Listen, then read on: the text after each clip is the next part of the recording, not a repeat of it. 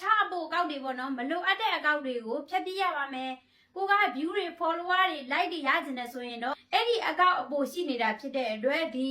ကိုတက်တော့သုံးရတာပေါ့နော်ဖုန်းကလေးပြီးတော့ပေါ့နော်မပြေးနိုင်မင်းနဲ့ view တွေ like တွေလည်းမတက်ပါဘူးလို့နော်ကိုရဲ့ TikTok ကောက်မှာအဲ့ဒါကြောင့်မလို့အပိုအကောက်ရှိနေခဲ့တယ်ဆိုလို့ရှိရင်တခါတည်းအပြီးဖြတ်ပြလိုက်ပါရှင်ဒီအပိုအကောက်ကိုဘလို့မျိုးအပြီးဖြတ်ပြရမလဲဆိုတာယွန်းလေးကအသေးစိတ်လာရောက်မြောက်ပြီးမှဖြစ်တယ်ရှင်သွားမကြည့်သေးခင်မှာယွန်းလေးကို follow လေးလုပ်ပေးထားမယ်ရှင်ဘယ်လိုမျိုးသွားပြီးတော့ဖြတ်ကမလဲဆိုတာအသေးစိတ်ယွန်းလေးနဲ့တူတူသွားကြည့်ကြမယ်ရှင်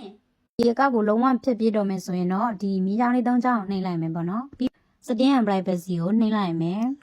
ဒီမှာရောက်လာပြီဆိုရင်အကောက်ကိုနှိပ်လိုက်မယ်အောက်ဆုံးကအကြောင်းလေးကိုနှိပ်လိုက်မယ်ပေါ့နော်ဒီနေရာမှာသူကအကြောင်းပြချက်ပေါ့နော်ပေးခိုင်းတာဟုတ်တယ်တကယ်လို့ကိုကမပေးတော့ဘူးဆိုရင်တော့ဒီ skip ကိုနှိပ်လိုက်လို့ရတယ်နော်ဒီဘေးလေးမှာပေါ့နော်အမှန်ကြီးလေးနှိပ်လိုက်မယ်ပြီးပြီဆိုရင်ဒီမှာအောက်နာက continue ကိုနှိပ်လိုက်မယ်continue ကိုပဲဆက်နှိပ်မယ်ဒီနေရာမှာဆိုရင်ကိုက email နဲ့ဖွင့်ထားတယ်ဆိုရင် email မှာချပေးထားတဲ့ password လေးရိုက်ထည့်ပြီးတော့ဒီလိုမျိုး password ထည့်ပြီးဆိုရင်တော့ delete အကောက်ကိုနှိပ်လိုက်မယ်နော်delete ကိုပဲထပ်နှိပ်လိုက်မယ်ဒီအကောက်ကလုံးဝပြတ်ကျသွားပါပြီရှင်အားလုံးပဲကိုယ့်ရဲ့အကောက်ကိုပြီးဖြတ်ချင်တယ်ဆိုဒီလိုမျိုးလေးသွားဖြတ်ကြည့်ပါရှင်